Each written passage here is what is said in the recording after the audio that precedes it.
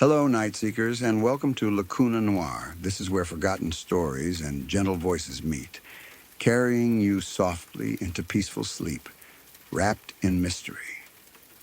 Before tonight's stories begin, I'd love to know, where in the world are you listening from? Drop a comment below and let me know. And a little note before we begin.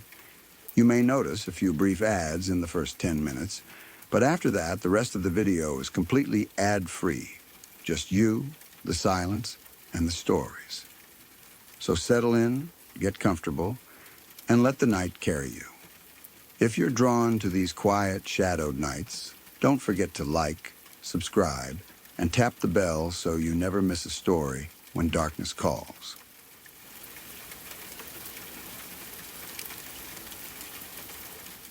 Growing up, my family had a connection to someone who, at the time, felt completely normal.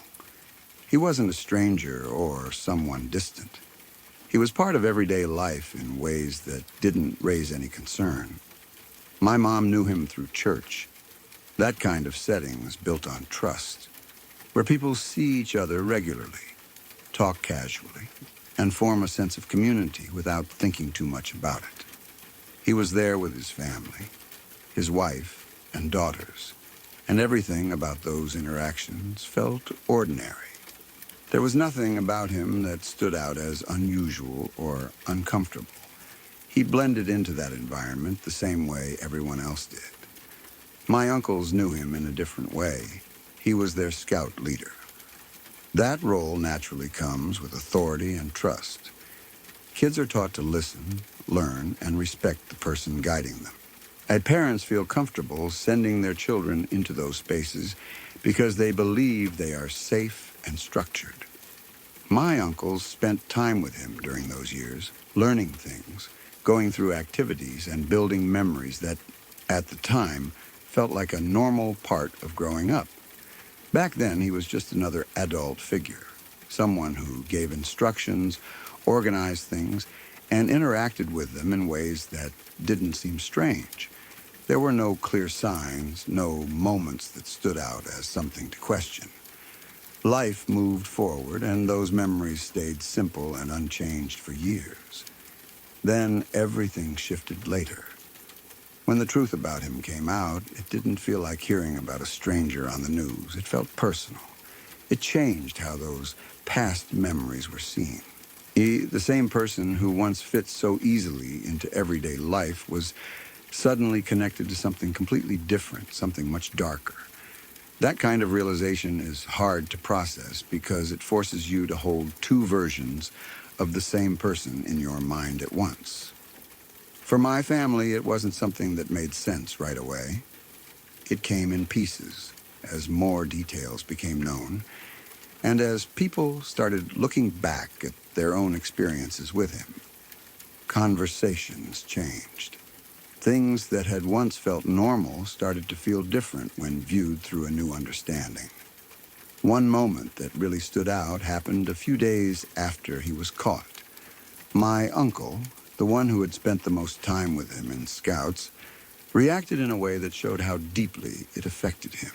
He got very drunk and started talking about things that had never really come up before. It wasn't casual conversation. It felt like something he had been holding in, something that only came out once everything was known. He started talking about knives. Not in a general way, but specifically about which ones the man used to favor and how he would explain them to the kids. Back then, those conversations would have seemed completely normal. In a scouting environment, learning about tools, including knives, is often part of the experience. It's presented as practical knowledge, something useful and even important. At the time, it would have felt like instruction, just another lesson, nothing more. But hearing it again after everything had come out changed the meaning completely. It wasn't just about tools anymore. It wasn't just about learning. It was about realizing that the same person who had those conversations was not who everyone thought he was. That shift in understanding made those memories feel heavier, even though nothing about them had seemed wrong at the time.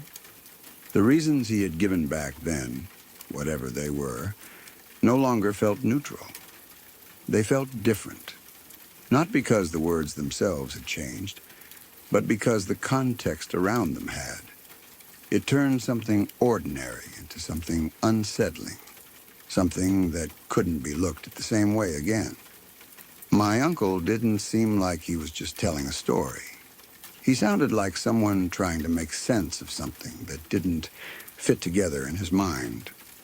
Like he was going back through those moments, trying to see if there had been anything he missed, anything that could have been understood differently. That kind of reaction is common when people realize they were close to someone like that. The mind starts replaying everything. Small details that once felt unimportant suddenly stand out. Conversations come back in fragments. And there is always that question in the background, wondering if there was something that should have been noticed. But the truth is, there usually isn't anything obvious. People like that don't show who they really are in a way that others can easily see. They build trust. They become part of communities. They act in ways that make people feel comfortable around them. That's how they are able to stay unnoticed for so long. It's not that people ignore clear signs. It's that those signs don't exist in a way that makes sense at the time. For my mom, the connection through church made it harder in a different way. Church is supposed to be a place where people feel safe, where there is a shared sense of values and trust. Realizing that someone who fit into that space so naturally had such a hidden side creates a kind of internal conflict. It makes you question how well you can really know someone, even in environments that feel secure. For my uncles, the experience through Scouts carried its own weight. Those years are part of growing up.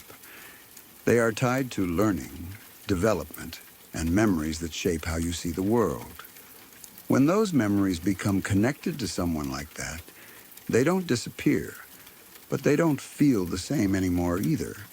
The past doesn't change, but the meaning of it does. That's what makes experiences like this so difficult. You can't go back and separate the person from the memory completely, because they are part of it. All you can do is try to understand that what you knew then is different from what you know now. Over time, my family learned to live with that understanding. It didn't become something that was talked about all the time, but it never fully went away either. It stayed in the background, shaping how those memories felt and how trust was understood. It didn't turn into constant fear or suspicion, but it did create a quieter awareness, an understanding that people can have layers that aren't visible on the surface, that someone can seem completely normal in one context while hiding something entirely different underneath. At the same time, it's important to remember that most people are not like that. And most of the trust people place in communities in roles like that is not misplaced. But experiences like this remind you that there are exceptions, and that those exceptions can exist in places you would never expect. Looking back, what stands out the most is not just who he turned out to be, but how normal everything felt before that truth came out. That contrast is what makes the whole experience so unsettling. It shows how the line between safe and unsafe is not always clear in the moment. Sometimes it only becomes visible later, when the past is seen through a different understanding. For my uncle, that night when he was drinking and talking about those memories was probably one of the first times he tried to process it out loud. It wasn't structured or calm. It was emotional, heavy, and difficult to put into words. But that's often how people deal with something that changes their understanding of the past so deeply.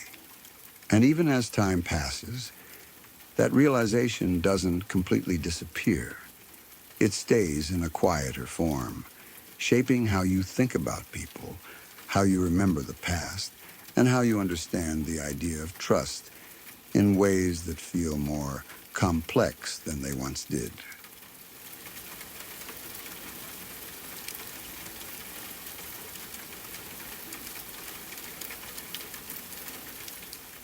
This is one of those situations where the most disturbing part isn't anything loud or dramatic, but the fact that everything looked completely normal right up until it didn't.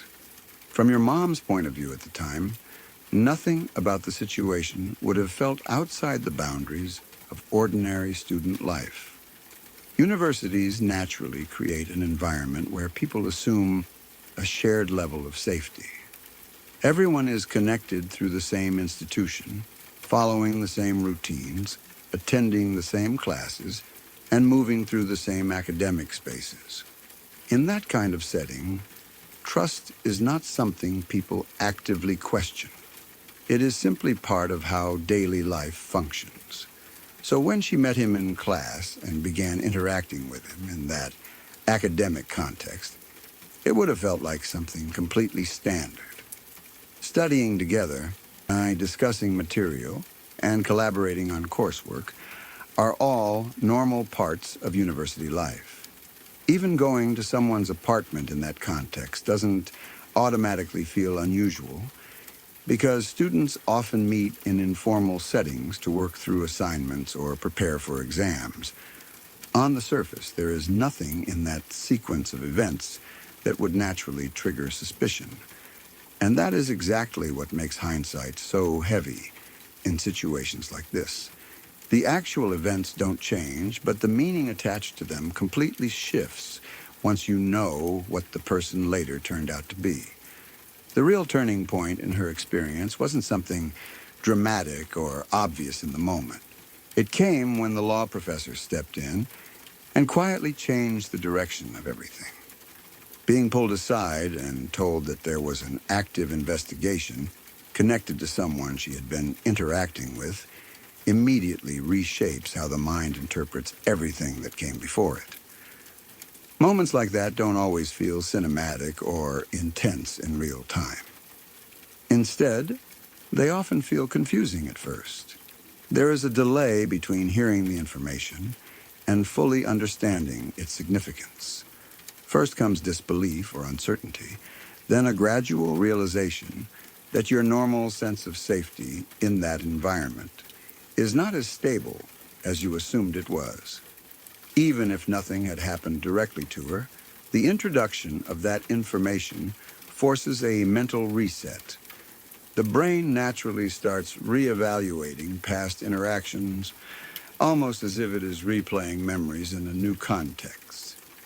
Things that once felt casual now feel different simply because the frame around them has changed. That is where the psychological impact really begins. Not in the events themselves, but in the reinterpretation of them. After that warning, every earlier interaction starts to get reprocessed mentally. Conversations that once felt ordinary may suddenly feel layered with meaning they didn't actually have at the time. Simple academic exchanges begin to feel heavier in hindsight, not because they were necessarily significant, but because the mind is trying to make sense of new and unexpected information. This is a very human response. When something disrupts our understanding of safety, the mind tries to regain control by searching for patterns in the past. It goes back through memories, trying to identify signs that were missed. Even neutral moments can start to feel suspicious simply because the context has changed. But in reality, those moments were likely just normal interactions within a normal academic environment. The important part in your mom's case is that she responded appropriately once the situation was clarified. She listened, she stepped away, and she did not continue engaging further once there was reason for concern. That decision may have seemed simple at the time, but in situations like this, That kind of response is actually what prevents further exposure. Many people hesitate in moments like that, especially when the person involved does not initially appear threatening. But she trusted the warning enough to change her behavior, and that became a key point in how things unfolded. The later part of the story, where he was arrested, escaped, and her connection to him became part of the larger situation, adds another layer of discomfort. Even without direct harm, the knowledge that you were unknowingly close to someone involved in serious criminal activity can leave a lasting psychological imprint. It creates a lingering awareness that danger can exist much closer to normal life than we usually assume. What makes that realization harder to process is that it doesn't come with a clear boundary. There is no obvious moment where everything switches from safe to unsafe.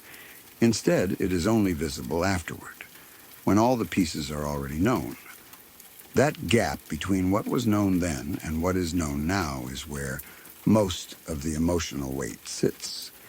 At the same time, it is important to understand that your mom was not missing obvious warning signs at the time. Nothing in a normal academic interaction would reasonably point toward what he was later revealed to be. People who are able to operate within communities like universities often do so precisely because they appear normal in those environments. They blend into spaces where trust is assumed, and they maintain that appearance consistently enough that others have no reason to question it. This is what makes situations like this so unsettling in hindsight. They challenge the assumption that danger is always recognizable in real time. Most of the time, it isn't. Most of the time, it only becomes clear after the fact, when information that wasn't available at the time changes how everything is understood. What stands out most in your mom's experience is that there was a moment of intervention that prevented things from continuing in that direction. It wasn't something dramatic or dramatic in execution, but it was decisive in effect. Someone recognized that something needed to be said, and that single decision changed the path she was on. That kind of moment often feels small when it happens, but later it becomes one of the most important points in the entire story.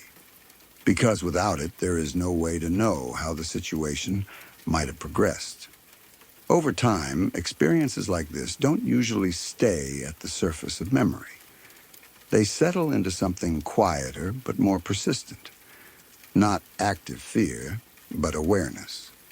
A kind of background understanding that people and situations are not always fully readable in the moment. And that trust in normal environments is something that works most of the time, but not all of the time. And in your mom's case, that understanding is tied to a very specific sequence of events that only became meaningful after everything was already over.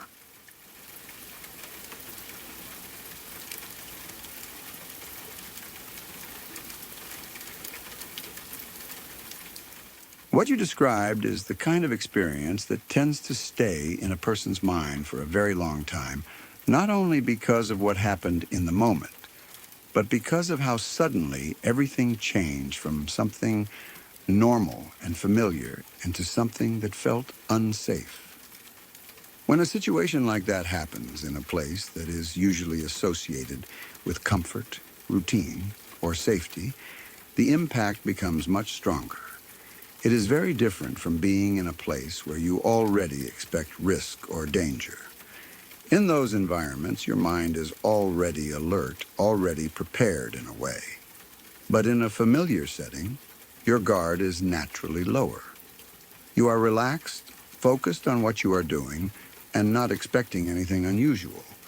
That is exactly why the shift feels so sharp when something breaks that normal pattern. What stands out most in experiences like this is usually not everything that happens, but the very first moment when something feels off. It is often something small and hard to explain at first.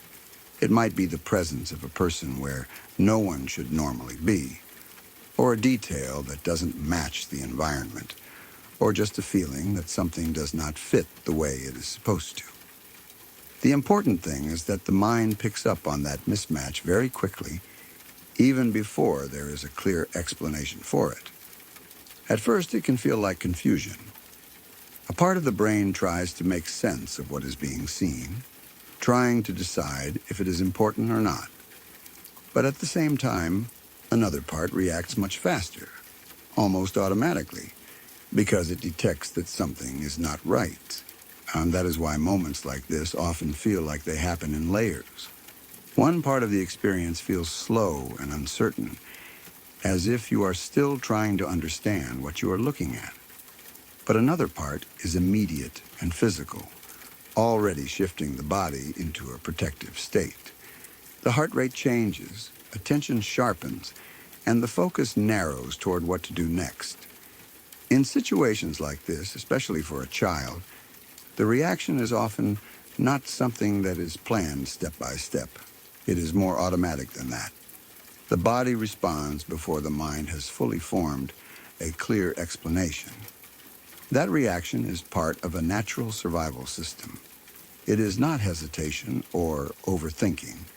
It is the body prioritizing safety as quickly as possible once something's detected as a potential threat. Running back to safety in that kind of moment is a very natural response. It does not require detailed thought or decision-making in the way people sometimes assume when they look back at it later. In real time, there is often no space for complex reasoning. There is only the sense that staying where you are does not feel safe, and movement toward safety becomes the only clear direction. What is also important in your experience is what happened after that initial reaction. You did not just keep the moment to yourself or dismiss it as nothing important. You went and told your mom, explained what you saw, and made sure that adults were involved. That part of the response is just as important as the initial reaction itself. A lot of people, especially at a young age, struggle with doubt in situations like this. They question whether what they saw was serious enough to mention, or whether they might be overreacting. It is very common for people to minimize their own instincts after the fact, especially when the situation is based on a brief or unclear observation. But in your case, you trusted what you experienced enough to speak up and take action. That decision is often what determines whether a situation is taken seriously early or whether it is ignored until it becomes something bigger. Acting quickly and involving others means that responsibility is shared, and the situation is no longer just sitting in your mind alone. The reaction from your father adds another layer to how intense that moment became. When adults respond with urgency and seriousness, it reinforces the reality of the situation. For a child, seeing that kind of immediate protective response can make the experience feel even more real and significant. It shows that what you reported was not dismissed or taken lightly, but treated as something that required action. In many cases, that shift from personal concern to adult intervention is what helps bring control back into the situation. It moves things out of uncertainty and into a space where action can be taken, rather than just fear being processed internally. One of the hardest parts of experiences like this is what happens afterward in the mind. Even when the situation is resolved or no longer active, the memory does not always settle in a simple way. Instead, it often leaves behind unanswered questions. The mind naturally tries to fill in those gaps, especially when there is uncertainty about intent or meaning. It is very common for people to replay the moment again and again, trying to understand details that did not fully make sense at the time. Questions like why the person was there, what their intention might have been, or whether the situation could have turned out differently often come up later. This happens because the brain prefers clear conclusions, but real life does not always provide them. That lack of full closure is often what makes the memory stay active for so long. It is not just the event itself, but the unanswered parts that continue to sit in the background of thought. Even so, one thing that remains clear from what you experienced is that your response in that moment was effective. You noticed something unusual, you reacted without delay, and you moved yourself into safety. That combination of awareness and action is very important, especially in situations where there is no time to fully analyze everything. It is also worth understanding that many people do not respond that quickly in similar situations. Some people freeze, some try to rationalize what they are seeing, and some hesitate because they are unsure if their concern is valid. What you did was trust the signal you were getting and act on it immediately. That is not something to overlook. Over time, memories like this tend to stay vivid, not because they happen every day, but because they are tied to a strong internal response. They are not just regular memories stored as normal experiences. They are connected to instinct, awareness, and physical reaction. That is why they often remain clear even years later. At the same time, it is also important to recognize that the outcome of the situation was shaped by your actions. You noticed, you reacted, and you communicated quickly. That chain of response is what led to safety in that moment. Even when you look back on it now, what stands out is not just the fear, but the fact that you were able to move through it. You did not stay stuck in uncertainty. You did not ignore what you felt. You acted, and that action changed what could have happened next. And that is usually what gives experiences like this their lasting weight. Not only the moment of fear itself, but the realization that awareness and response played a direct role in how things turned out.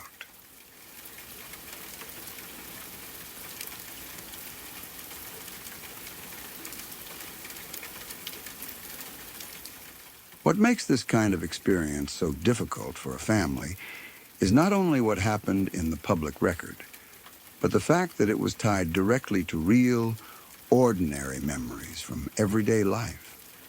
It wasn't just a distant story about a name people heard on television or read about in headlines.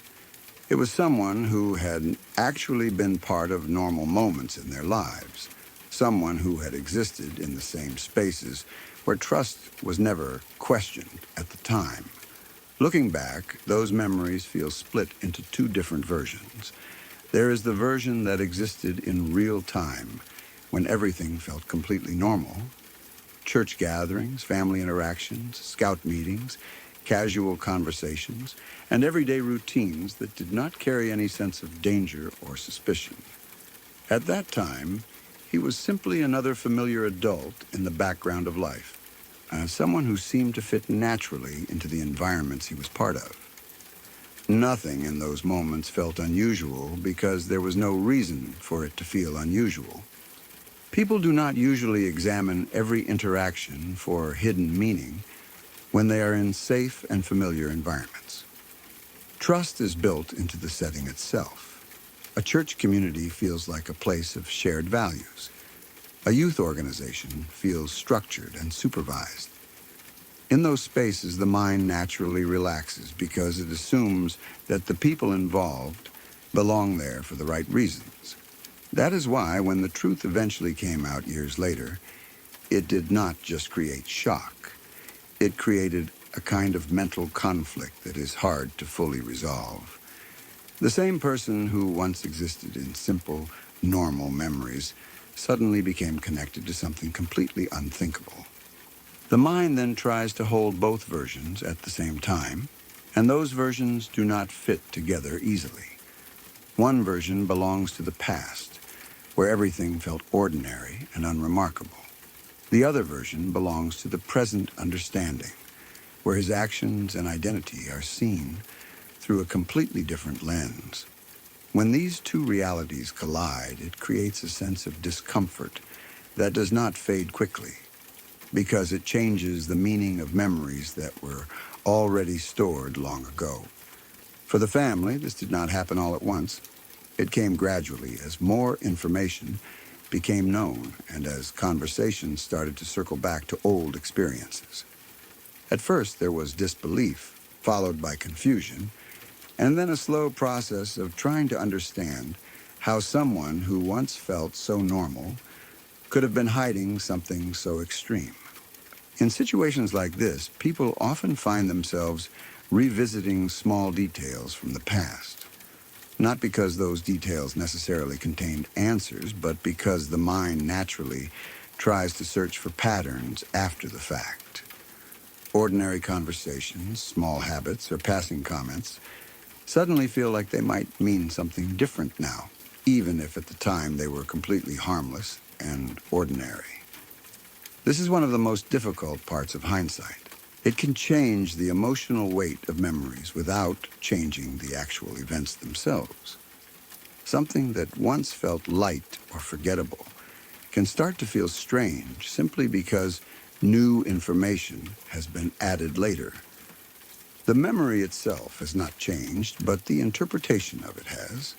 For the family members who were closer to him in those environments, especially those who had interacted with him during childhood or community activities, this shift was even more intense. What had once been seen as normal guidance or instruction now felt distant and uncomfortable when viewed through a new understanding of who he was. One of the more emotional reactions came after everything became public knowledge.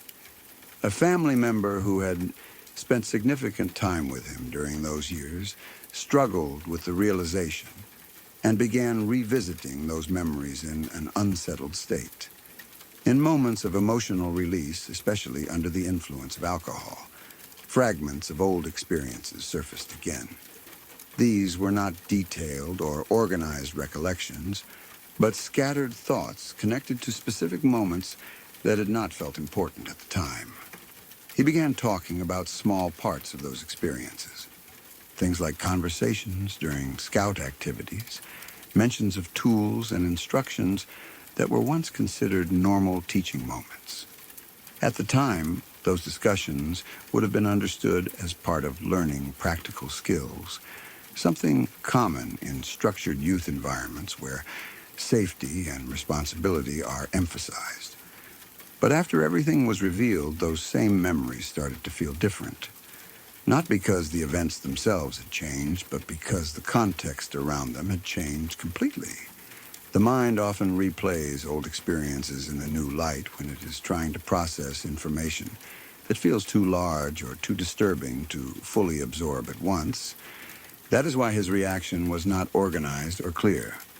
It was emotional and fragmented, as if he was trying to walk back through time and understand whether anything had been missed or misunderstood.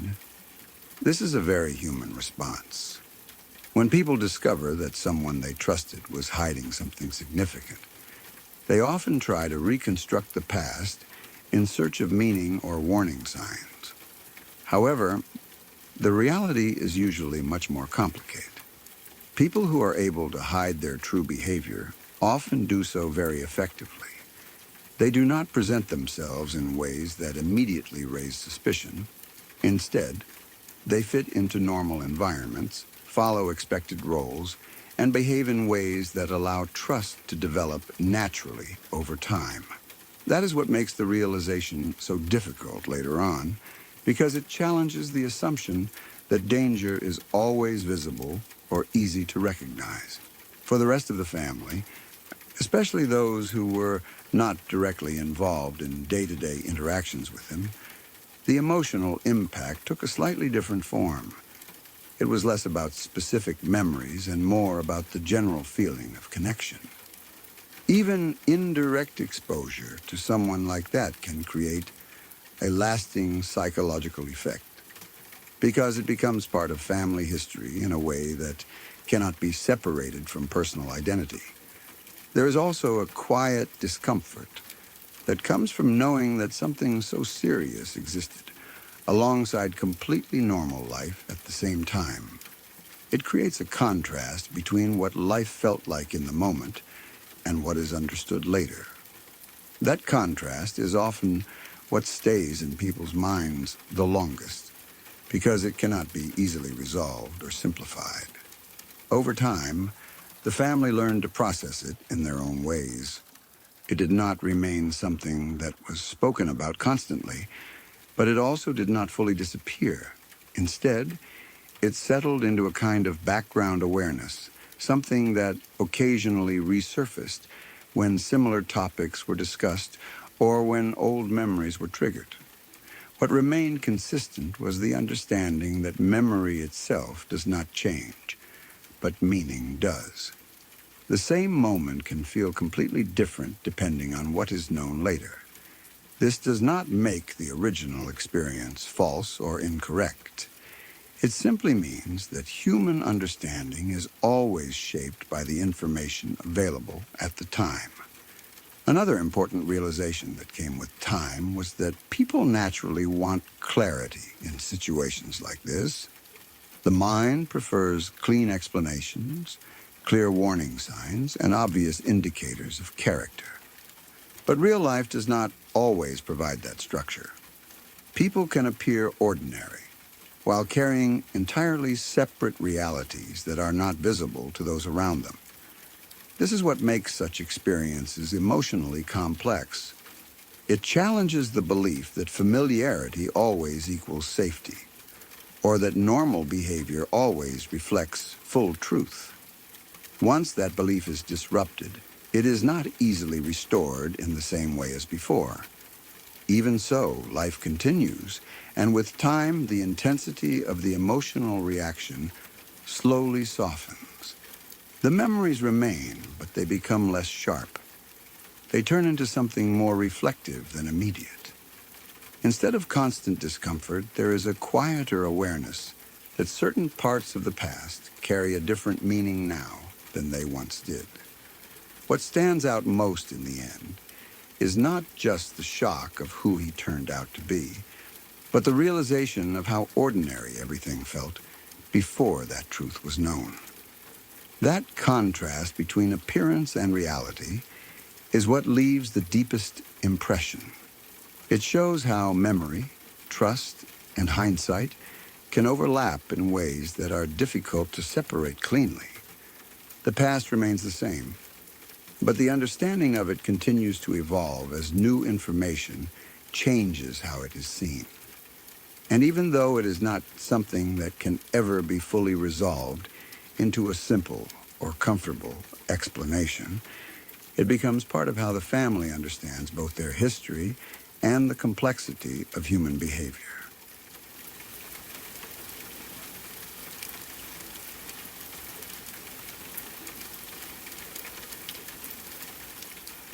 My grandpa told me this story many years ago, and even now it still sticks with me in a way that feels hard to shake. He wasn't the kind of person who made things up or tried to scare people for fun. He was a quiet man, very practical, and most of the time he spoke in a calm, steady voice. That's probably why this story always felt more real than anything else. There was no drama in the way he told it, no exaggeration. Just simple words about something that had really happened. Back when he was younger, he worked in the oil and gas industry. It was tough work, the kind that demanded long hours and a strong body. Safety rules were not what they are today, and people often learned things the hard way. His father, my great-grandfather, actually owned the company they worked for. It wasn't a huge corporation like the ones you see today, but it was big enough to have several workers, large equipment, and sites spread out across different areas. One of the places they worked at had these massive storage tanks. My grandpa described them as tall, metal structures that looked almost like giant silos. They were used to store different gases and chemicals that came from the oil extraction process. Some of these substances were extremely dangerous, but at the time, not everyone fully understood just how dangerous they really were. One of the gases they stored in those tanks was especially deadly. My grandpa explained that it was heavier than oxygen.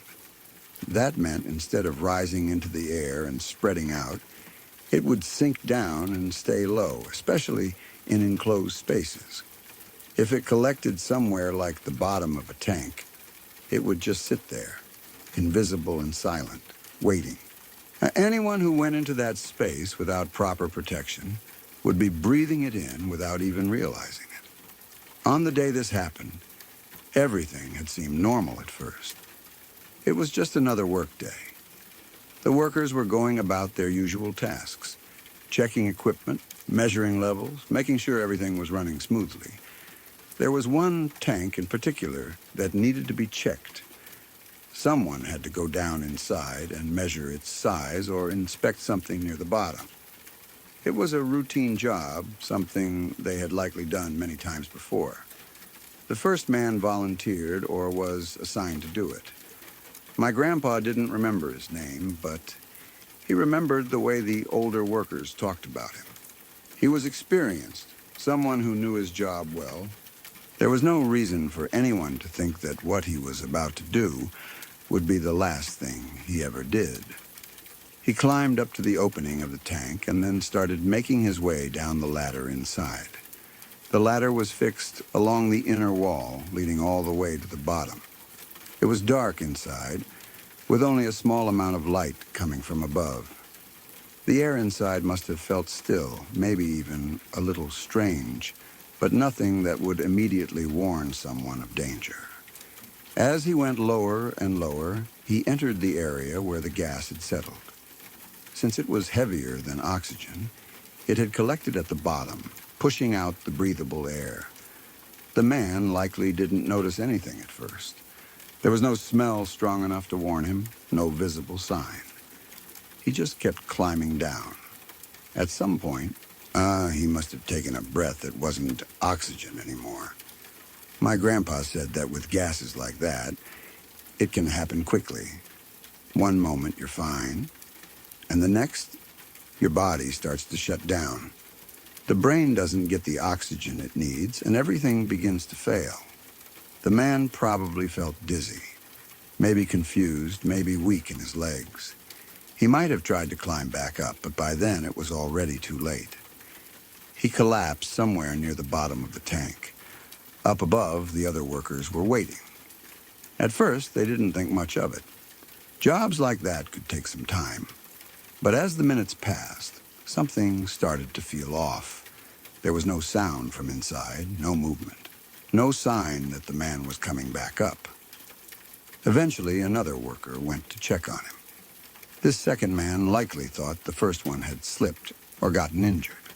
Maybe he imagined he would go down, help him up, and bring him back safely. It must have felt like the right thing to do. No one wants to leave a co-worker alone, especially in a place like that. So he climbed into the tank and started going down the same ladder. Just like the first man, he entered that invisible layer of gas. And just like before, there was no clear warning, no loud noise, no flashing sign, just the silent presence of something deadly. He kept going until he reached the same level where the first man had collapsed. And then it happened again. He breathed in the toxic air, and within moments, his body began to fail. Maybe he saw the first man lying there. Maybe he understood just for a second what had happened. Or maybe he didn't even get that chance. He lost consciousness and fell. The fall itself probably didn't matter. The gas had already done its work. Now there were two bodies at the bottom of that tank. Up above, time kept passing. The situation must have started to feel more serious. Two men had gone down, and neither had come back. The workers were probably confused, maybe even worried, but they still didn't fully understand what they were dealing with. Then a third man decided to go down. It's hard to imagine what was going through his mind. Maybe he thought the others needed help. Maybe he believed something else had gone wrong, like a structural issue or a simple accident. In moments like that, people don't always stop to analyze every possibility. They act. They try to help. He climbed down the ladder, following the same path as the others, and just like them, he entered the deadly zone without knowing it. By the time he realized something was wrong, it was already too late. He, too, collapsed. 3 men, all at the bottom of the same tank, all taken by something they couldn't see, couldn't smell, and couldn't fight. When my grandpa told this part of the story, he always paused for a moment. Not for dramatic effect, but as if he was remembering exactly how it felt when he first saw it. He was the one who eventually found them. By that time, something had clearly gone very wrong. 3 workers missing. No response from inside the tank. People were starting to panic, or at least feel that something wasn't right. My grandpa approached the tank carefully. He said there was a strange feeling in the air. Not something physical, but more like a sense that something bad had happened. He looked down into the tank, trying to see what was going on. At first, it was hard to make anything out. The light didn't reach all the way down. But as his eyes adjusted, he began to see shapes at the bottom. Then he realized what he was looking at. 3 bodies, lying still, one near the other. None of them were moving. He didn't go down after them. By then, either through instinct or warning from others, they understood that something inside that tank was deadly. If he had gone down too, the same thing would have happened again. Instead, they called for help. It took time to safely recover the bodies. By then, they had started to understand what had caused it. The gas inside the tank had displaced the oxygen, creating a space where no one could survive without proper equipment. What made it worse was how simple it all seemed. There was no explosion, no fire, no obvious disaster. Just a quiet, invisible danger that claimed 3 lives, one after another. My grandpa said that after that incident, things began to change. Slowly at first, but then more seriously. People realized that they couldn't keep working the same way. They needed better safety measures, better understanding of the materials they were dealing with. Eventually, they started installing vents in those tanks. Systems that would allow gases to escape, or at least prevent them from building up in such a dangerous way. They also began using proper protective equipment, testing air quality before entering enclosed spaces, and making sure no one would go in alone without supervision. But those changes came too late for those 3 men. Even years later, my grandpa would sometimes bring up that story, not in a way meant to scare anyone, but more as a reminder. He had seen a lot during his years in that industry, but that moment stayed with him more than anything else. I think what made it so disturbing wasn't just the fact that 3 people died. It was how it happened. One after another, each person trying to help the one before, not realizing they were walking into the same trap. There's something deeply unsettling about that. The idea that something can be right in front of you, completely invisible, completely silent, and still so deadly. And the worst part is, they never had a chance to fight it. They didn't see it coming. They didn't know what was happening. They just went down, trying to do their job, trying to help, and never came back up. Even now, whenever I think about enclosed spaces or places with poor air, that story comes back to me. It's a reminder of how dangerous the world can be in ways we don't always think about, and how sometimes the most terrifying things are the ones you can't see at all.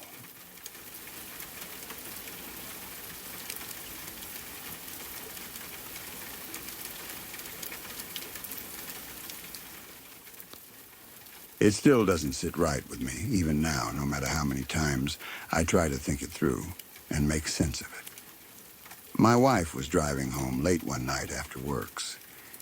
It was one of those quiet nights where the roads are mostly empty, the kind where everything feels calm and routine. She had done this drive so many times before that it was almost automatic for her.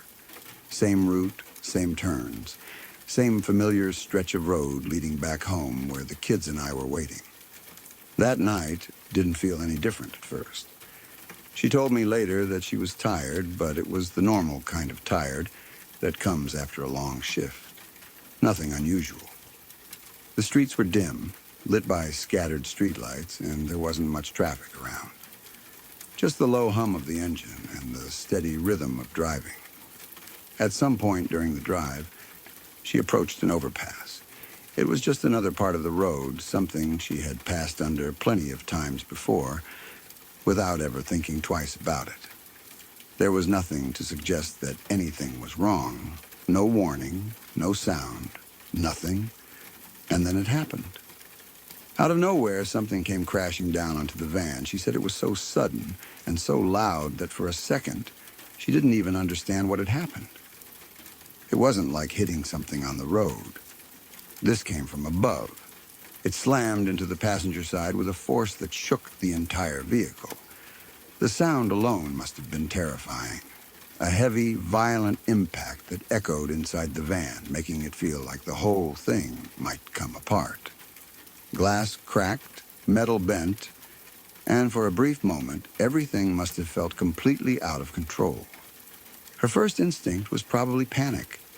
Anyone would have reacted the same way. When something hits your car like that, especially from above, your mind doesn't immediately process it. You don't think clearly, you just react. But somehow she managed to keep control of the van. That's the part that gets me the most when I think about it. In that moment, when everything was shaking and confusing, she didn't swerve into another lane or lose control completely. She kept the vehicle steady enough to avoid turning one terrifying moment into something even worse. She pulled over as soon as she could. When she finally stopped, the silence after the impact must have felt strange, like the world had just paused after something violent and unexpected. Her heart must have been racing, trying to catch up with what had just happened. She looked over at the passenger side. That's when she saw it. A huge rock. It had come straight through with enough force to damage the van badly. If it had landed just a little differently, if it had been even slightly off in direction, it could have come through the windshield. It could have hit her directly. And that's the thought that won't leave me alone. That moment could have changed everything. We have 4 children together, 4 kids who depend on her, who wait for her to come home every day. That night could have been the night they lost their mother. Not because of an accident, not because of something unavoidable, but because someone decided to drop a rock from an overpass. Just thinking about it makes me feel sick. She called me after it happened. I could hear it in her voice right away. That mix of shock and disbelief. Like she was still trying to understand it herself. She kept saying she was okay, that she wasn't hurt, but I could tell she was shaken. I remember feeling this rush of relief and anger at the same time. Relief that she was alive, that she was safe, that she was still there talking to me. And anger at whoever did it. Not just anger, but something deeper. A kind of confusion that turns into frustration because there's no good answer. Why would someone do that? What do they get out of it? It wasn't an accident. It wasn't something that just happened. Someone made a choice. Someone stood up there, picked up that rock, and dropped it onto a moving vehicle without thinking about who might be inside, or maybe they did think about it, and that's even worse. The police were called, of course. They came, took a report, looked at the damage, asked questions. They did what they could in that moment, but in the end, they said there wasn't much they could do. No witnesses, no clear evidence. Just another incident that gets written down and filed away. Hearing that made everything feel even more frustrating. It's like something serious happened, something that could have been deadly, and yet there's no real consequence for whoever did it. They just walk away, maybe laughing, maybe not even thinking about it again. Meanwhile, we're left dealing with it. My wife couldn't sleep properly for a while after that. Every time she had to drive at night again, especially under an overpass, that memory would come back. That sudden impact, that moment of not knowing what was happening. It stays with you. Even now, there's always that small hesitation. And for me, it changed something too. You go through life assuming a certain level of safety in normal situations. Driving home from work shouldn't be something dangerous. Passing under a bridge shouldn't be something you have to worry about. But after something like that happens, it's hard not to think about all the things that could go wrong. I find myself thinking about it more than I should. What if the rock had landed a few inches to the left? What if it had gone through the windshield? What if she had panicked and lost control of the van? What if there had been another car nearby? All those small differences that could have turned a close call into something much worse. And it all comes back to the same question. For what? There's no good reason, no explanation that makes it acceptable. It's just a random act that could have destroyed a family in seconds. That's what makes it so hard to accept. Because it wasn't fate. It wasn't some unavoidable accident. It was a choice made by someone who probably didn't think about the consequences at all, or didn't care. The fact that it happened in a place like Toronto somehow makes it feel even stranger. You think of a big city as a place where things are busy, controlled, and somewhat predictable.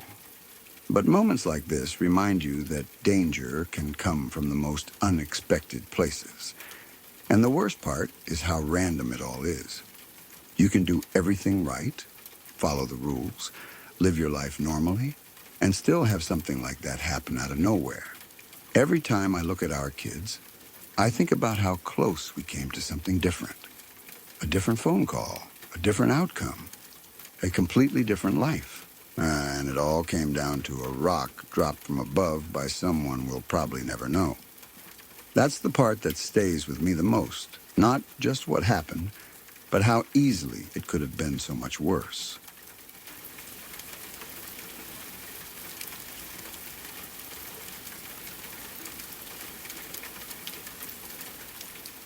I still remember that day in a way that feels too clear. Like it never really faded, no matter how much time has passed. I was about 10 years old, still at that age where the world feels mostly simple and safe. Bad things existed, sure, but they felt far away. Like something you only heard about on the news and not something that could ever reach into your own life. It was my friend's birthday, and I had gone over to his house for a sleepover. There were a few of us there, just kids excited to stay up late, eat junk food, and do whatever we wanted without worrying about school the next day. We played games, laughed at things that probably wouldn't even be funny now, and stayed up far later than we were supposed to. It felt like one of those perfect childhood nights that you don't think twice about while you're in it. At some point, we all crashed wherever we could find space. Sleeping bags on the floor, maybe a couch, maybe just a pile of blankets. It didn't matter. We were tired enough that sleep came easily. The next morning was slow and quiet at first. That kind of morning where the house feels still, and you wake up one by one, not all at once. Eventually, we made our way outside. The sun was out, the air felt normal, and there was nothing to suggest that anything was wrong. We were just kids in the front yard, messing around, probably throwing something, riding bikes in circles, doing whatever came to mind. That's when one of the neighborhood kids came over. He wasn't someone I knew very well, more like a familiar face you see around, but don't really think much about. He seemed normal, just another kid from the area. There was nothing strange about him. Nothing that stood out as different or off. He asked us if we wanted to go to the local convenience store. I think it was called a Quickie Mart or something like that. It was less than a mile away, not far at all. Just a short bike ride down the road. For kids our age, that kind of trip felt like a small adventure. Going somewhere on your own, even if it was just a store, felt like a bit of freedom. My friend looked at me and asked if I wanted to go. I don't remember thinking very hard about it. I didn't have some deep reason for saying no. I just didn't feel like it. Maybe I was still tired. Maybe I didn't want to leave the yard. Maybe I just didn't care about going to the store. It was a simple choice. One of those small decisions you make without even realizing it matters. So I said no. And because I said no, my friend decided not to go either. It didn't feel like anything important at the time, just a quick back and forth between kids. One says no, the other shrugs and stays. No big deal. The other kid left on his own. He got on his bike and rode off down the street, just like any kid would. There was nothing unusual about it. No reason to worry. No reason to think anything bad was about to happen. That was the last time we saw him alive. At some point later, everything changed. I don't remember exactly how we found out or who told us first. I just remember the feeling. That shift from normal to something else. Something heavy and confusing that didn't make sense. He never made it to the store. Somewhere along the way, he was taken. When they eventually found him, it wasn't anywhere near where he was supposed to be. He was behind someone's fence, hidden away like something someone didn't want to be seen. What had been done to him was horrible. Even as a kid, I understood enough to know it was something terrible, something that should never happen to anyone, especially not to someone our age. He had been hurt in ways I didn't fully understand back then, and then he had been killed. It's strange how your mind works when you're that young. You don't process things the same way adults do. You don't have the tools for it. You just feel it. Confusion, fear, sadness, all mixed together without clear meaning. But one thought started to settle in, and it never really left. We were the last ones to see him. That fact alone felt heavy, like somehow we were connected to it, even though we didn't do anything. We were just there, at just the last moment of normal, before everything went wrong. As I got older, that thought changed into something else. Guilt. It doesn't make logical sense, and I know that, but it still feels real. I keep going back to that moment in the yard when my friend asked me if I wanted to go. That simple question, that simple answer. What if I had said yes? If I had gone, then maybe things would have been different. Maybe there would have been 3 of us riding together instead of just one. Maybe whoever did it wouldn't have tried anything with more kids around. Maybe we would have all made it to the store and back without anything happening. Or maybe it would have been worse. That's the part that's harder to think about. Maybe if I had gone, there wouldn't just be one victim. Maybe all of us would have been in danger. Maybe there would have been more than one life lost that day. There's no way to know. And that's what makes it so difficult to let go of. That single moment, that small decision, sits there in my mind like a fork in the road. One path that happened, and another that never did. I keep wondering what the other path would have looked like, even though I know it's something I can never actually see. I've gone over it so many times in my head. The way he stood there asking. The way my friend looked at me.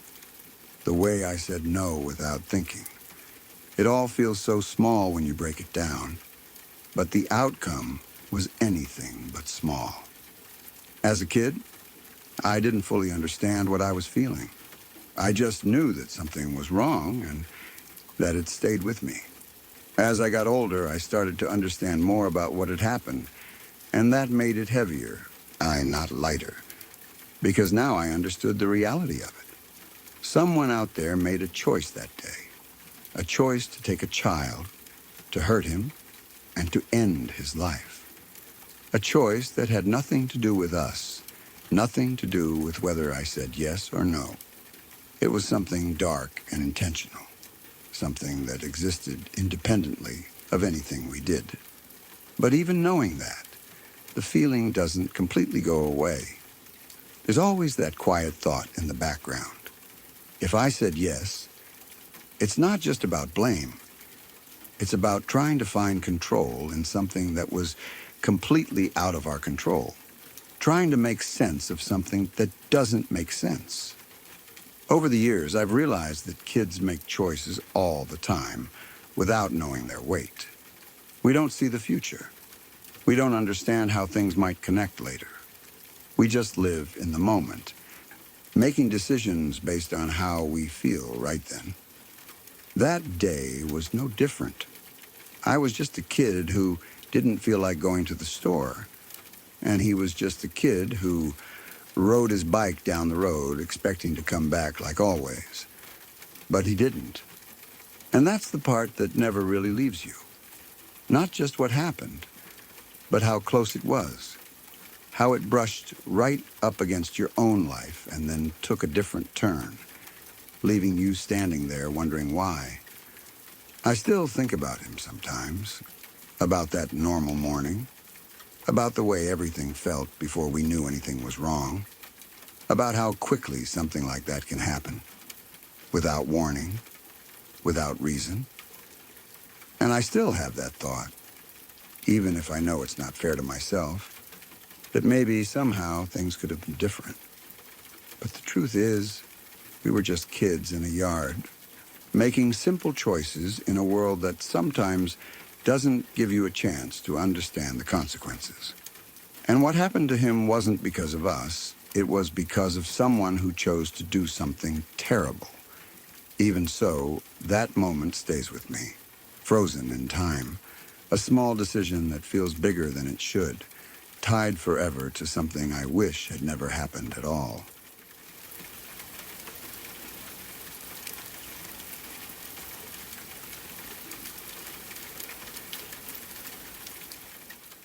I can tell you exactly how it all started, because at the time it didn't feel like anything unusual. It just felt like life moving forward the way it always had. I grew up in a really close neighborhood where everyone knew each other. It was the kind of place where if someone went out of town, the neighbors would step in without even being asked. People would feed each other's animals, keep an eye on houses, bring in mail, and just generally look out for one another. There was a sense of safety there that I didn't question. It felt normal.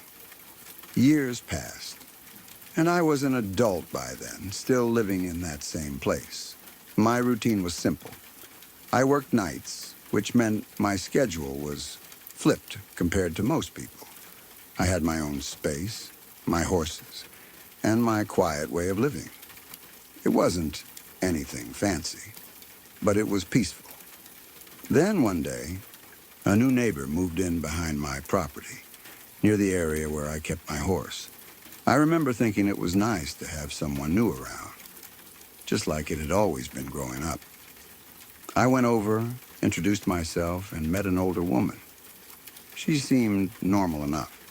She told me her grandson would be moving in soon and that he'd be bringing horses with him.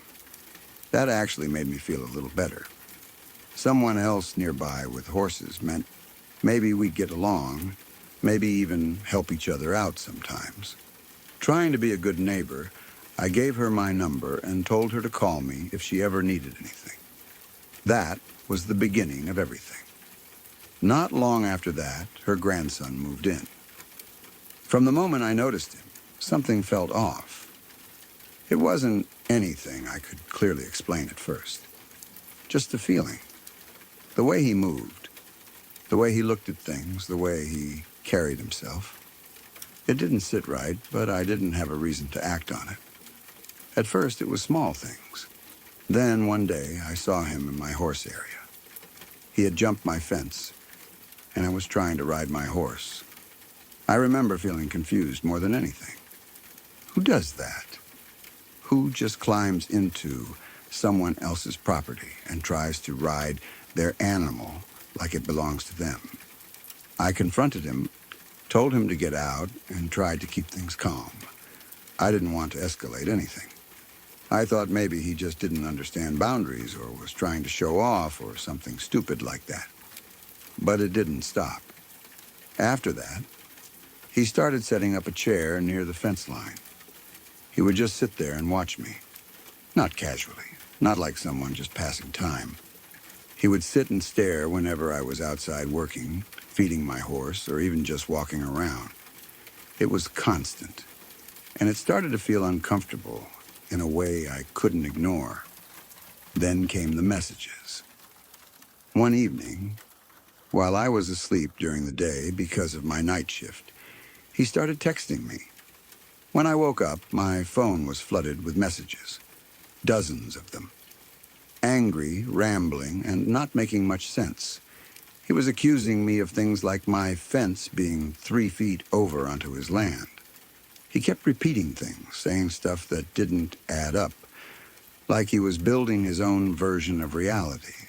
I looked out my window, and there he was, pacing along the fence, waiting. That's when the feeling shifted from uncomfortable to something else entirely, something heavier. I called my brother-in-law and asked him to come over. I didn't want to go out there alone. When he arrived, we went out together to deal with it. The conversation didn't go anywhere productive. Instead, it escalated. The guy started making threats, saying things about burning us alive. That was the first time I realized this wasn't just some weird neighbor situation. We called the police. They showed up, talked, and left. Nothing happened. That same night, I went to work trying to push it out of my mind. But the messages didn't stop. They got worse. More aggressive, more threatening, saying I had messed up, that I didn't know what I had done. When I came home in the morning, I saw what he had done. My fence had been cut down in 3 different spots, and he had put up caution tape, marking off what he claimed was his section. It felt surreal, like something out of a movie. But it was my property, my space, my life being messed with in a way that made no sense. Again, I called the police. Again, nothing really happened. Every time I called, he would disappear inside his house. He knew exactly how to avoid them. And because most of what he was doing fell into minor offenses, they couldn't do much without catching him in the act. So I got a restraining order. At the time, I thought that would help. It didn't. If anything, it seemed to make him more focused. He started bothering my neighbors too, especially the ones he saw as easy targets. Women, older people. He would make claims about owning land he didn't own, trying to control access between properties. He created problems where there were none. One day, his grandmother's car was parked in a way that blocked my neighbor in. They called to have it towed. It seemed like a small victory at the time, just something being handled properly. I left that day and came back after dark. That's when everything changed. I live on a private road with one way in and out. It's quiet. Nobody parks on the street. Everyone has long driveways. So when I saw taillights near my driveway, it immediately stood out. As I got closer, I realized it was him, sitting in his car, waiting. The feeling that hit me in that moment is something I can't fully describe. It was immediate and intense. Something deep inside me told me this was wrong, that I shouldn't go any further. So I tried to leave. I attempted to turn around, but I didn't manage it cleanly. As I shifted into reverse, I heard his engine roar. He floored it. He slammed into my car from the side with his truck. The impact was violent. My small car didn't stand a chance against something that big. He didn't just hit me and stop.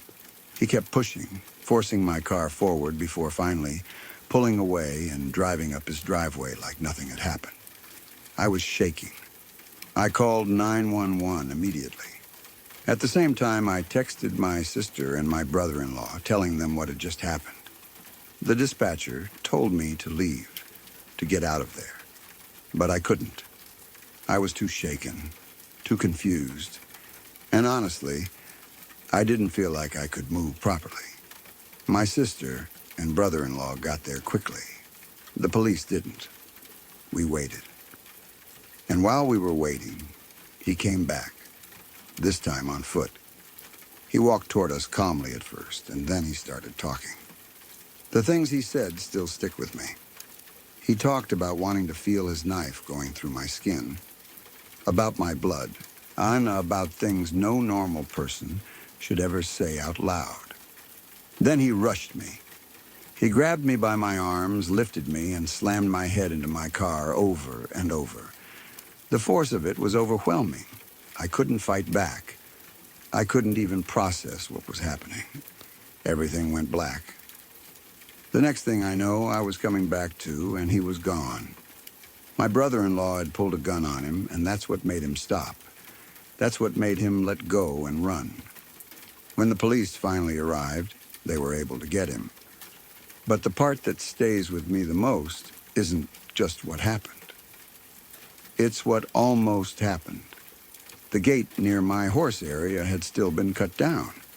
If he had been thinking more clearly, if he had chosen a different approach, he could have waited there, somewhere more isolated, somewhere I would have been completely alone.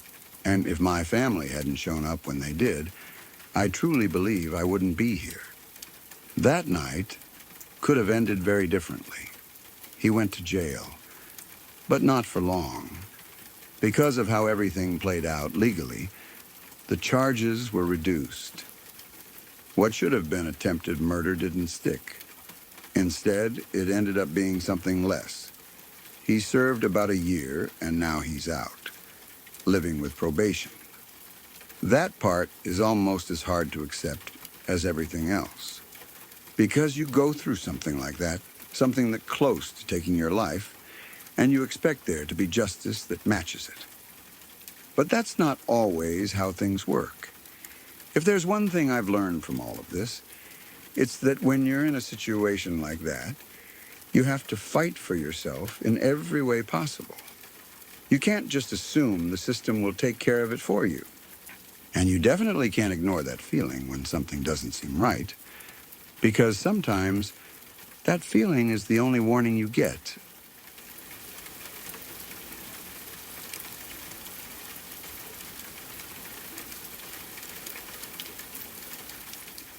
It's strange how something can feel exciting at the time, and only later turn into something that makes your stomach drop when you think back on it. I met her online. Nothing unusual about that. It started off simple, just messages back and forth, getting to know each other in that casual way people do when there's no pressure. At first it felt normal. She was easy to talk to, always replied, always seemed interested. It didn't take long before we moved from messages to phone calls. Hearing her voice made it feel more real, like this wasn't just another random online conversation that would fade out after a few days. Weeks turned into a couple of months. We talked regularly, sometimes late into the night. The kind of conversations where you start sharing more personal things, little details about your life, your past, things you wouldn't tell just anyone. Looking back, I can't even say exactly when I started trusting her, but I did. Eventually, the idea of meeting came up. She lived in another city, not too far, just far enough that it required planning. We talked about it, made loose plans, and then set an actual day. I remember feeling excited about it. It felt like the natural next step. You talk, you connect, and then you meet. But when the day came, she canceled. She always had a reason. Something came up. She wasn't feeling well. Something unexpected happened. At first, I didn't think too much of it. Things happen. But then it happened again and again. Every time we got close to actually meeting, something would go wrong on her end. That's when the doubts started creeping in. I began to think maybe she wasn't who she said she was. Maybe this was all fake. A catfish situation. It would explain a lot. The constant cancellations, the hesitation, the distance that never quite closed no matter how long we talked. When I brought it up, she didn't deny being nervous. She said that was the reason, that she just needed time, that meeting in person felt like a big step for her. Then she did something that threw me off completely. She bought me a train ticket. Not just any ticket, but an open-ended one. Something I could use whenever I wanted. She mailed it to me along with a package that made everything feel more personal, more real, more serious. It wasn't something someone would normally do if they were just messing around. She told me not to plan anything this time. No set date, no warning. Just pick a day, get on the train, and when I arrived in her city, I'd call her and tell her I was at the station. At the time, it felt exciting, spontaneous, like something out of a movie. Now, looking back, it feels very different. But back then, I was young. I wasn't thinking about risks or what could go wrong. I was thinking about finally meeting someone I'd been talking to for months. I didn't question it the way I should have. So one day, I decided to go. I didn't tell her ahead of time, just like she said. I got on the train, made the trip, and felt that mix of nerves and anticipation building as I got closer. I was thinking about what it would be like to finally see her in person, to put a real face and presence to the voice I had gotten so used to. When I arrived at the station, I called her. No answer. I tried again. Still nothing. At first, I thought maybe she just hadn't seen the call yet. Maybe she was on her way. Maybe there was a delay. I waited around for a bit, trying not to jump to conclusions. But as time passed, that feeling of excitement slowly turned into frustration. Then confusion. Then something heavier. I kept trying, but she didn't pick up. Eventually, I gave up and went home. The whole trip felt like a waste. I was annoyed, embarrassed, and honestly, a little angry. It felt like I had been messed around again, just in a bigger way this time. For a couple of days after that, I didn't contact her at all. I figured that was the end of it. Then she reached out. When she did, the tone was different. More serious, less casual than before. She apologized, but not in the same way she had before. This time, she told me something I wasn't expecting at all. She said she was a convicted killer. At first, I didn't believe it. It sounded too extreme, too unbelievable to just accept. But she went on to explain what had happened. She told me about her past, about being in an abusive marriage, about how things had escalated to a point where she felt trapped. One night, she said, she hid a pair of scissors under her pillow. While her husband was sleeping, she stabbed him multiple times. She didn't say it in a dramatic way. It was almost flat, like she was just stating a fact. I didn't know how to react. Part of me still thought maybe this was another layer of lies. Something she was making up for attention, or to scare me, or to explain why she had disappeared again. So I looked it up. I searched for the case, not really expecting to find anything, but I did. There were articles, news reports, details that matched what she had told me, and there was a picture. It was her. The same person I had been talking to for months. That's when everything shifted. All those conversations, all that time spent talking, suddenly felt different. Like I had been looking at something through the wrong lens the entire time. I stopped talking to her after that. There wasn't really anything else to say, but years later, I still think about it sometimes. Not in a constant way, but it comes back every now and then, usually when something reminds me of it. And when it does, it always brings the same question with it. What was her plan? Why did she want me to show up without telling her? Why put me in a position where I'd be standing alone in a place, waiting for someone who knew exactly when I would arrive, but I had no idea what she was doing or where she was.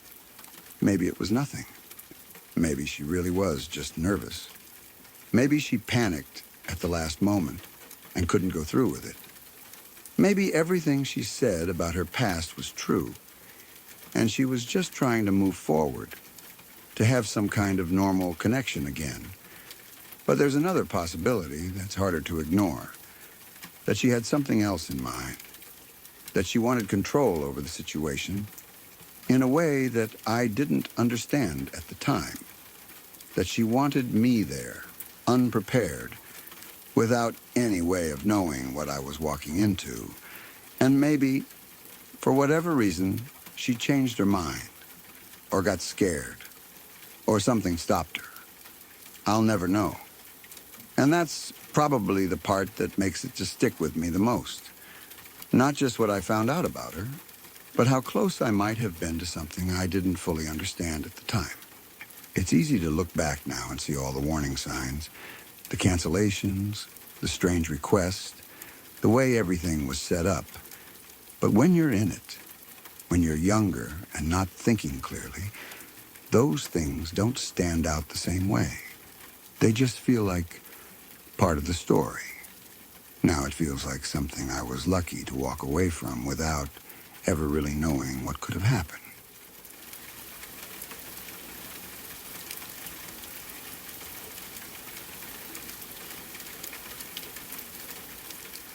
I remember that day so clearly because it felt completely out of place for where I lived.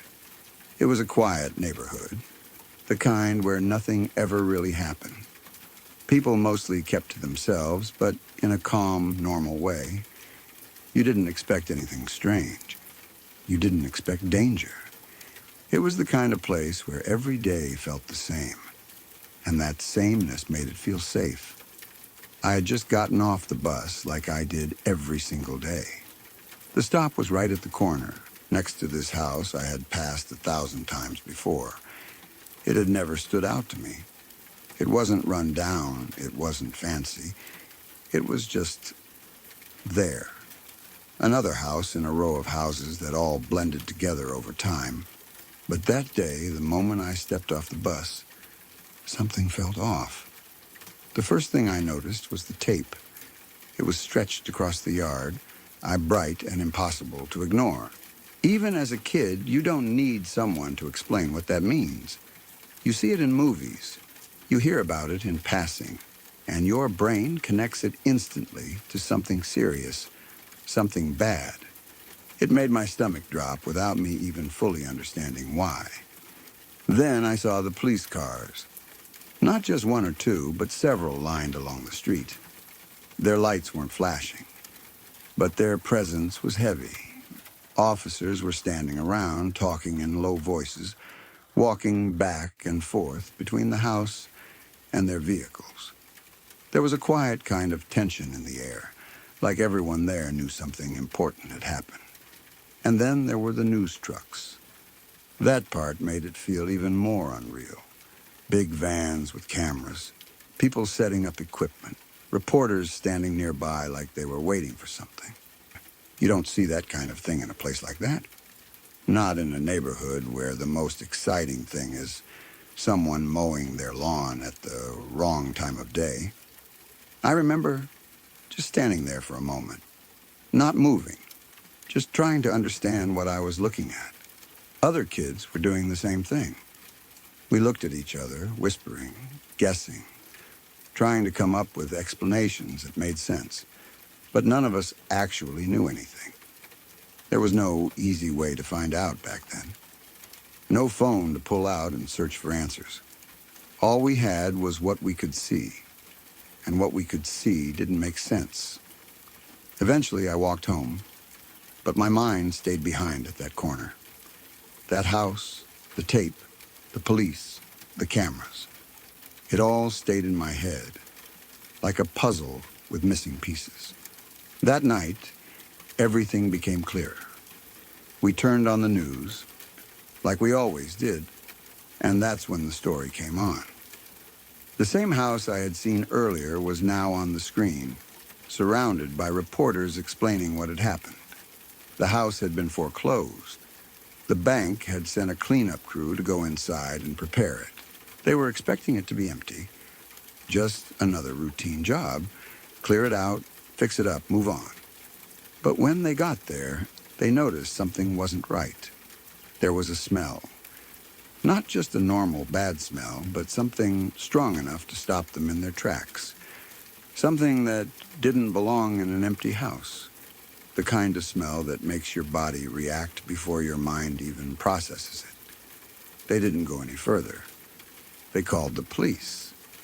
When the police arrived, they went inside to check things out. At first, it probably looked like any other empty house. Quiet, still, and nothing obviously wrong. But as they searched, they followed that smell. And eventually, they found it. They found him. A body. It had been hidden inside a closet for months. I remember hearing that number and not fully understanding it at first. 6 months. That meant that for half a year, while I was going to school, riding the bus, walking past that house almost every day, he had been there. Not alive, but still there, hidden just a few feet away from where normal life kept moving. That thought hit me in a way I didn't know how to process back then. The man who lived there had been divorced. From what I understood, he didn't have many people checking in on him. No one close enough to notice that he had disappeared. No one who thought it was strange that they hadn't heard from him. Life around him just kept going. That part bothered me in a different way than the rest of it. The idea that someone could be gone for that long and no one would notice felt just as unsettling as everything else. But it got worse. The police explained that he had gotten involved with the wrong people, something related to drugs. As a kid, I didn't understand all the details, but I understood enough to know it meant trouble. Those people had killed him. And after they did, they didn't just leave him somewhere else. They brought him back to his own house. They wrapped him in a carpet, carried him inside, and left him in the closet like it didn't matter. Like he didn't matter. That detail stayed with me more than anything else. There's something deeply disturbing about that, not just the violence, but the way they handled it afterward. The idea of placing someone in their own home, hiding them away, and then walking out and continuing on like nothing happened for months. Eventually, they were caught. I remember hearing that they had been found in another state, driving his car. Something as simple as that ended up exposing everything. But by then, the damage had already been done. After that day, the house at the corner was never just a house again. Even when the tape came down and the police left, something about it felt different. It looked the same, but it didn't feel the same. Like it was carrying something invisible that hadn't been there before. I started avoiding it. If I got off the bus, I would go out of my way to walk around it, even if it meant taking a longer route home. I didn't want to be near it. I didn't want to look at it. It made me uncomfortable in a way I couldn't explain. At night, it was worse. My mind would go back to that closet, to the darkness inside it, to the silence, to the idea that something had been there for so long without anyone knowing. I would picture it over and over again, even when I didn't want to. As a kid, I didn't fully understand everything about death or crime, but I understood enough to feel the weight of it. That house felt wrong. I remember thinking it was haunted, not in a dramatic way, but in a quiet, lingering way, like something had happened there that left a mark behind, something that didn't just disappear when everything looked normal again. Time passed, and the neighborhood went back to what it had always been. Quiet, uneventful, safe, at least on the surface. But for me, that corner never felt the same. It was the first time I realized that something truly horrible could exist right next to your everyday life without you even knowing it. That you could walk past something again and again, completely unaware of what was hidden just a few feet away. And that sometimes the scariest part isn't just what happened. It's how long it stayed there, unnoticed, while everything else kept moving like nothing was wrong at all. Sorry to pause for just a moment. If this is your first time here, welcome. I hope you're enjoying the calm so far. If you'd like more nights like this, true stories, gentle rain, no interruptions, please subscribe to Lacuna Noir.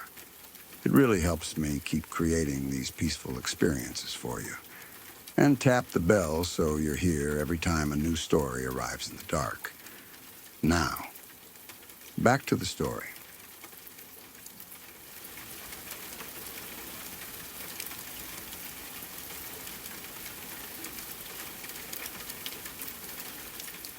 I still find myself going back to that day sometimes, even after all these years. It's strange how certain memories don't fade the way others do. Most childhood moments blur together or lose their detail over time, but this one stayed clear. Maybe not every single detail, but the feeling of it, the normalness of it, and then the way that normal feeling changed afterward. Back then, it didn't feel like anything important. It felt like one of those ordinary days that kids don't even think about twice. Just time spent outside, doing nothing in particular, making small adventures out of simple things. But when I look at it now, knowing what we almost walked into, it feels completely different. It feels heavier, like there was something sitting there quietly, waiting, and we had no idea how close we were to it. I grew up near a stretch of forest that most people in the area knew about. It wasn't considered strange or off limits. In fact, it was the kind of place kids were naturally drawn to. In parts of Germany, forests like that aren't unusual. They're part of the landscape, places where history and nature overlap in ways that people don't always think about. This particular forest sat on a hill, and scattered across it were these large craters. As kids, we were told they were left behind by bombs dropped during the World Wars. That alone gave the place a kind of quiet mystery, but not in a way that felt truly dangerous to us. It made it more interesting, if anything. It gave us something to imagine, something to talk about while we wandered through the trees. To us, it was just a place to explore. And my cousin and I would go there every now and then, usually without any real plan. We would just walk into the forest and see where we ended up, stepping over roots, moving around fallen branches, climbing small slopes, sometimes stopping for no reason at all. It felt like freedom in the simplest way. No one watching us, no rules telling us where to go, just the two of us moving through the trees like we owned the place. The craters were always what pulled our attention the most. They were uneven and scattered, some shallow, others deep enough that you had to be careful near the edge. They didn't look natural. Even as kids, we could tell that. It was like the ground had been hit hard and never fully returned to normal. Over time, grass had grown back and the edges had softened a bit. But the shapes were still there, like scars that never completely healed. Some of them were easy to walk into, others looked more risky. The deeper ones had steep sides with loose dirt and patches of grass that didn't look very stable. We knew enough to be careful, but curiosity always made us get a little closer than we probably should have. That day didn't feel any different from the others.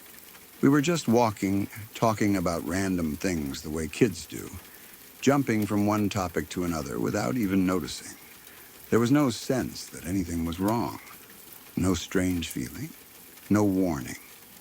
Just another quiet day in a place we thought we understood. Then we came across one of the deeper craters. At first glance, it didn't look different from the others. It had the same shape, the same uneven slope, the same mix of dirt and grass. But then something at the bottom caught our attention. There was a backpack. It stood out immediately because it didn't belong there. It wasn't covered in leaves or hidden in any way. It was just sitting there, visible, like it had been left behind. That alone was enough to pull us in. When you're a kid, something like that doesn't feel dangerous. It feels interesting. It feels like a small mystery you can solve. You start wondering who it belongs to, why it's there, what might be inside. Your mind stays in that harmless space where everything is just curiosity. We moved closer to the edge and tried to get a better look. From where we were standing, we couldn't see everything clearly. The angle was awkward and the slope down into the crater looked steep. The dirt didn't look solid. It seemed like the kind of surface that could give way under your feet if you weren't careful. We talked about going down there. It didn't feel like a big decision, just something we were considering. The same way you might think about climbing a tree or crossing a small stream. But something held us back. Maybe it was the way the ground looked. Maybe it was just a small instinct telling us it wasn't safe. If one of us slipped, it wouldn't have been a simple fall. Getting back up didn't look easy either. So we made a simple choice. We said we would come back later with a rope. At the time, it felt like the smart thing to do. Go home, get something that would make it easier, and then come back and check it out properly. There was no urgency, no feeling that this was something that needed to be dealt with right away. It was just something we had found, something we could return to. So we left. We walked out of the forest like we always did, talking about it a little, wondering what might be inside the bag. Maybe it belonged to someone who dropped it. Maybe there was something interesting in it. Nothing about our thinking felt dark or serious. That night passed like any other. Nothing felt different. Then the next day came. I don't remember exactly how I first heard about it. It might have been on the news, or maybe someone mentioned it. But the moment I heard the details, everything from the day before came back all at once. A man had been walking his dog in that same forest. The dog had started acting strangely. It wouldn't calm down. It kept pulling, barking, focused on something down in one of the craters. The kind of behavior that makes you stop and pay attention. Eventually, the man followed where the dog was leading, and he saw the backpack, the same one we had seen. But unlike us, he didn't just leave it there. Whether he got closer or called it in right away, I don't know. What I do know is what they found. It wasn't just a bag. It was the remains of a girl. Hearing that felt like something inside me just dropped. At first, it didn't even connect properly. My mind kept going back to what we had seen, trying to match the two things together. That backpack had been just an object to us. Something random. Something that didn't belong, but not something we thought was dangerous. And suddenly, it meant something completely different. Something terrible. I remember standing there, or maybe sitting, just trying to process it. Thinking about how close we had been. How we had stood at the edge and looked down. How we had talked about going in like it was nothing. How we had planned to come back. If we had brought a rope that same day, if we had pushed ourselves just a little further, we would have been the ones to find it. Two kids climbing down into that crater, expecting nothing more than a lost backpack, and instead finding something no child should ever have to see. Even hearing about it after the fact was enough to change something. We never went back to that forest again. It wasn't a decision we sat down and made. It just happened naturally. The idea of going back didn't feel the same anymore. It didn't feel exciting or free. It felt wrong. The craters didn't feel like interesting pieces of history anymore. They felt like places where things could be hidden, places where something could be waiting, unseen, unnoticed.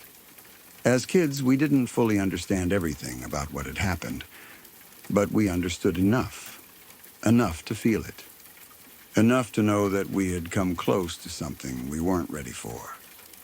Even now, when I think back on it, what stays with me the most isn't just what was found. It's how normal everything felt the day before, how we walked right up to it, looked down at it, talked about it like it was nothing, and then just left, not knowing what it really was, not knowing how close we had come to something that could have changed that day, and maybe our lives, in a way we wouldn't have been ready for.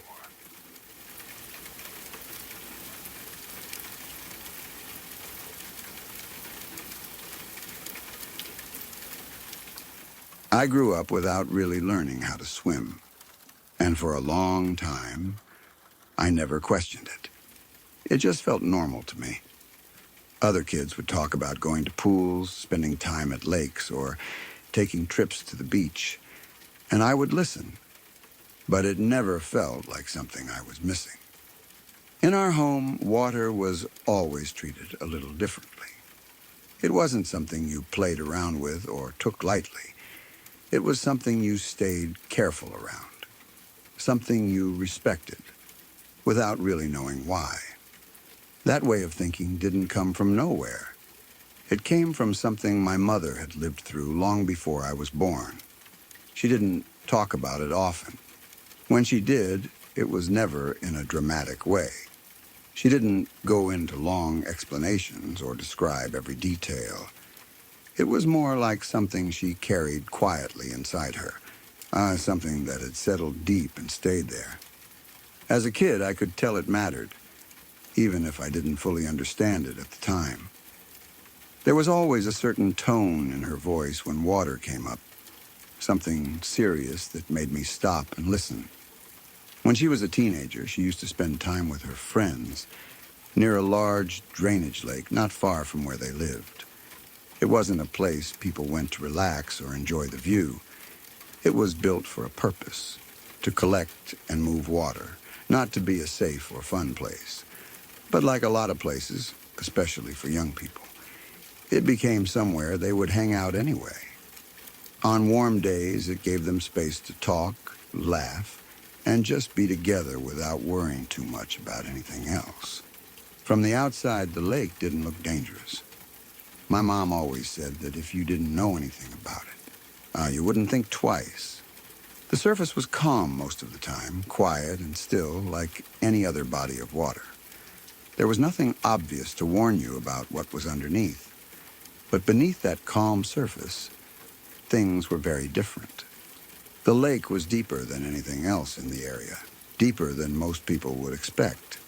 At the bottom, there were drainage systems constantly pulling water through. Strong currents moved below, hidden from view, shifting and flowing in ways that no one standing at the edge could see. It wasn't something people thought about much. Or, if they did, they didn't really understand how serious it was. One day, my mom was there with her friends, just like she had been many times before. It was a normal day, the kind that doesn't stand out until something changes. They were talking, laughing, enjoying the moment. Nothing felt wrong. Nothing felt dangerous. It was just another afternoon. At some point, one of her friends went into the water. There was nothing unusual about that either. Kids go into water all the time. Maybe he was swimming out a little farther than usual. Or maybe he just drifted closer to an area he shouldn't have. Whatever it was, it didn't feel like a big decision in the moment. Just another small choice, the kind people make every day without thinking too much about it. Then something changed. My mom said there was a moment where everything shifted from normal to wrong, and it happened so quickly that no one had time to react. 1 second he was there, moving through the water like anyone would, and the next, something pulled him. It wasn't loud, it wasn't dramatic in the way people expect danger to be. There was no big splash that made everyone jump right away. It was quieter than that, more confusing. He started to struggle, but it wasn't clear why at first. It took a second for people to realize that something wasn't right. A whirlpool had formed beneath him. It started below the surface, where the drainage currents were strongest. You couldn't see it clearly from above at first. It was hidden in the movement of the water, pulling downward in a way that didn't make itself obvious until it was already too late. By the time anyone understood what was happening, he was already being dragged under. My mom said it looked like the water just opened and took him. One moment he was there, and the next, he wasn't. He tried to fight it, but the force pulling him down was too strong. It wasn't something a person could push against or swim out of easily, especially not if they didn't realize what was happening right away. There were people around. They saw it happening. But there was nothing they could do. That's the part that stayed with her the most. Not just what happened, but how helpless everyone felt. Even if someone had tried to jump in after him, they would have been putting themselves in the same danger. The current at the bottom wasn't something you could just fight through. He disappeared beneath the surface. And then everything went quiet. My mom always said that silence was something she never forgot.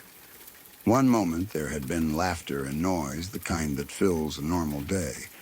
And the next, it was gone. No one knew what to say. No one knew what to do. It was like the world had paused in the worst possible way. They called for help. People came as quickly as they could. They searched the water, trying to find him, hoping for something, anything. But they didn't find him that day, or the next. Days passed before his body was finally recovered. By then, whatever hope had been there was gone, replaced by something heavier that settled into everyone who had been there.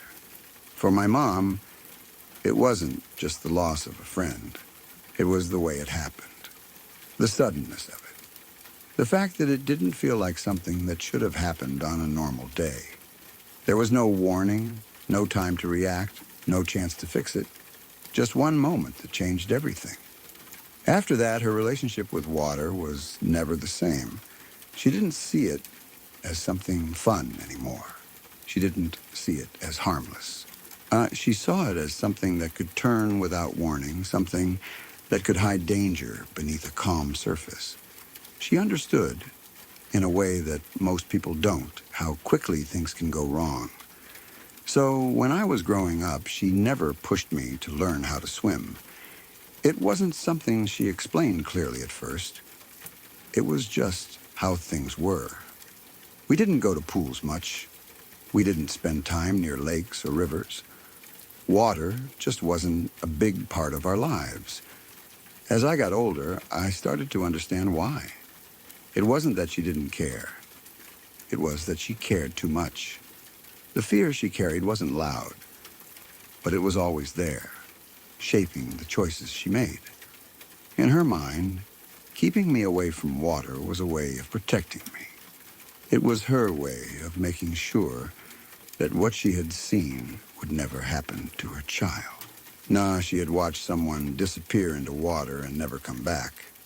That kind of memory doesn't leave you. As an adult, I understand it in a way I couldn't back then. When I was younger, there were moments where I felt like I was missing out, like I was behind other kids who could swim without thinking about it. But now I see what was behind it. It wasn't neglect. It wasn't indifference. It was fear built on something real. A moment that showed her how fragile things can be, How quickly a normal day can turn into something permanent.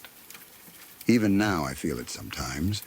When I think about deep water, there's a part of me that feels uneasy.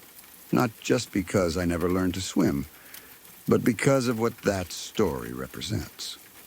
The idea that something unseen can be waiting beneath the surface. Something quiet and powerful that doesn't give you a warning. It changes the way you look at things. What seems calm isn't always safe. What feels normal can shift in an instant, and sometimes the things that shape us the most don't come from our own experiences, but from the ones passed down to us. Quiet stories, told without much detail, carrying weight that lasts far longer than the moment they came from.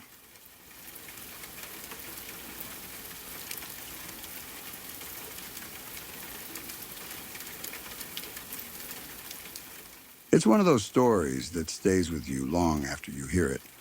The kind that doesn't need anything dramatic added to it because the reality alone is enough. What makes it so unsettling isn't how complex it is, but how simple everything feels from beginning to end. It starts in such a normal way that you don't expect anything to go wrong. That's what makes it stick. That quiet shift from ordinary to something terrible. Without warning, without buildup, without any clear reason. A friend of my dad told him this years ago, and it slowly made its way down to me. It wasn't told like a scary story. There were no exaggerated details, no attempt to make it sound more intense than it already was. It was just something that happened, something real. And that alone was enough to leave an impression. The people in the story were just a regular couple. There was nothing unusual about them. They lived in a normal neighborhood, the kind where people know the streets, recognize the houses, and feel comfortable walking outside at almost any time of day. Their life followed a routine like most people's lives do. Work, home, small daily habits that give structure to everything. Nothing about them would make you think they were connected to anything tragic. His wife had a simple habit that she followed almost every day. She would take their dogs out for a walk.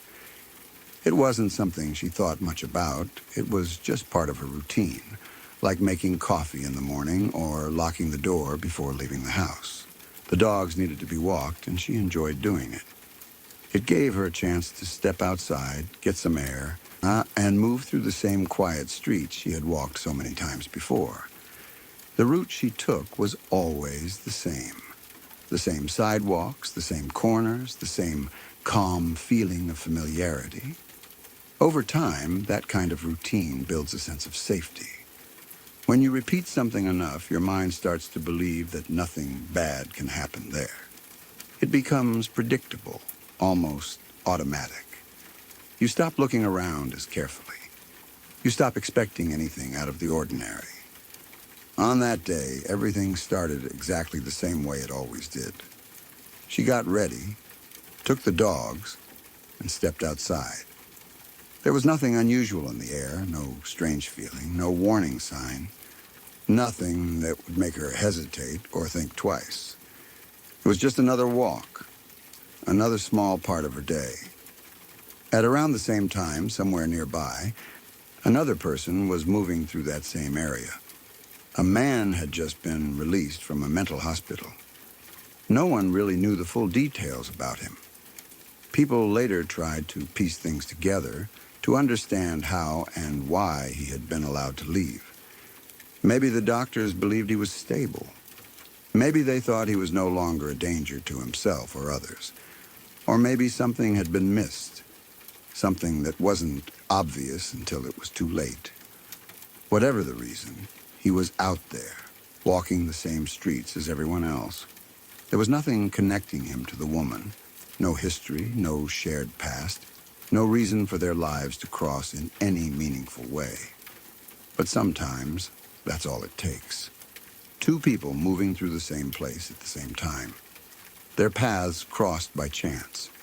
There was no argument, no conversation, no warning.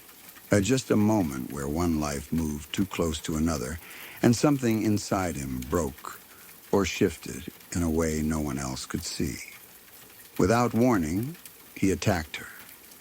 It happened out in the open, on a street that should have been safe, the kind of street where people walk their dogs, where neighbors pass by each other without concern, where nothing out of the ordinary ever seems to happen. And yet in that moment, everything changed. He stabbed her. It was sudden, violent, and completely unexpected. There was no time to react, no time for her to understand what was happening or why. People nearby may have heard something, maybe a shout or the sound of movement. But by the time anyone could truly process what was going on, it was already over. The normal rhythm of that quiet street was broken in an instant. The place that had always felt safe became something else entirely. Back at home, her husband had no idea. He went about his time the way he normally would. Maybe he expected her to return soon. Maybe he didn't even think about it at first. In his mind, she had simply gone out for her usual walk. There was no reason to worry. Nothing to suggest that anything was wrong. Time passed. At first, it probably didn't feel like much. A few extra minutes here and there. But slowly, something began to feel off. Maybe it was just a small thought at first. She should have been back by now, but even then it's easy to brush that feeling aside. Maybe she took a slightly longer route. Maybe she stopped to talk to someone. There are always simple explanations, and the mind holds on to those as long as it can. Eventually, he decided to go out and meet her. It was such a normal decision, something anyone would do without thinking twice. He stepped outside and followed the path she usually took, expecting to see her somewhere along the way.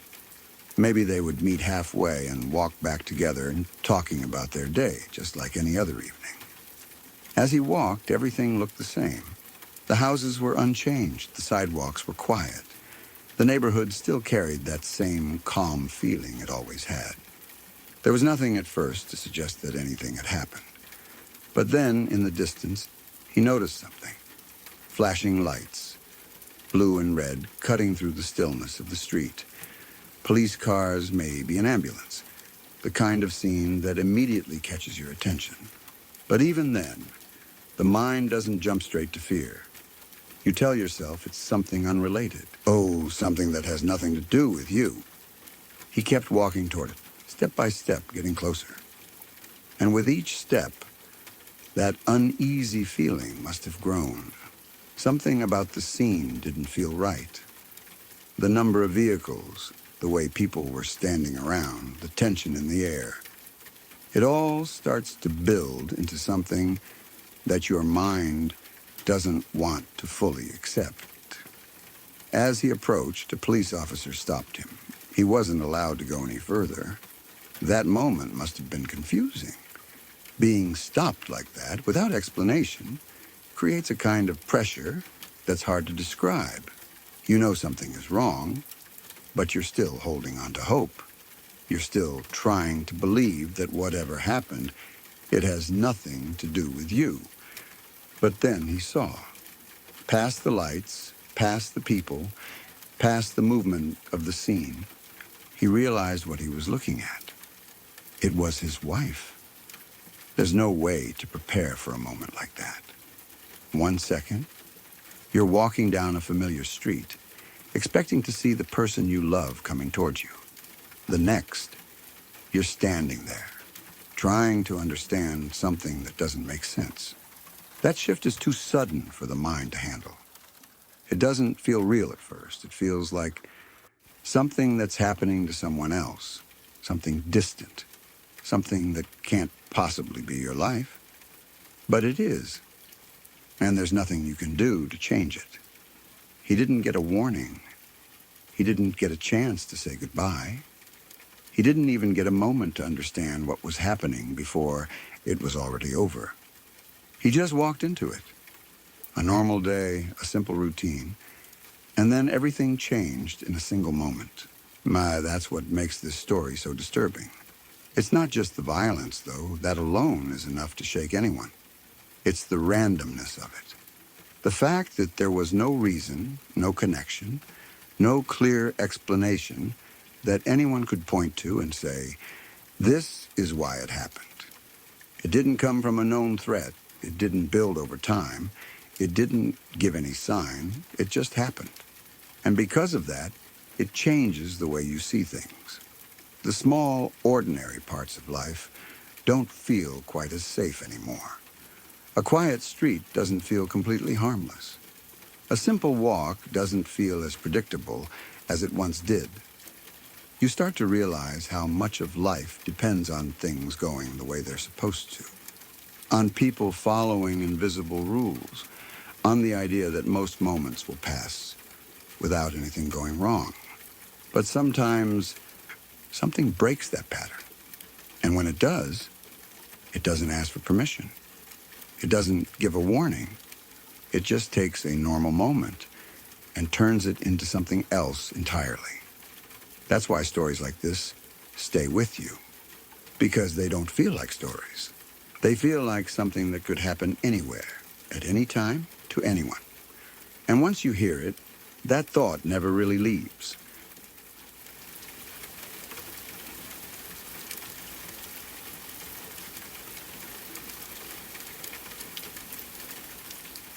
Look, if you're still watching, you already know what this channel is. No jump scares, no fake drama, just real stories about real people who survive things most of us can't even imagine. And that's scarier than any movie could ever be. If you want more of this raw, unfiltered truth, told the way it deserves to be told, subscribe to Lacuna Noir. We're not here to waste your time. We're here to tell the stories that actually matter. Thanks for listening. Now go get some sleep, if you can.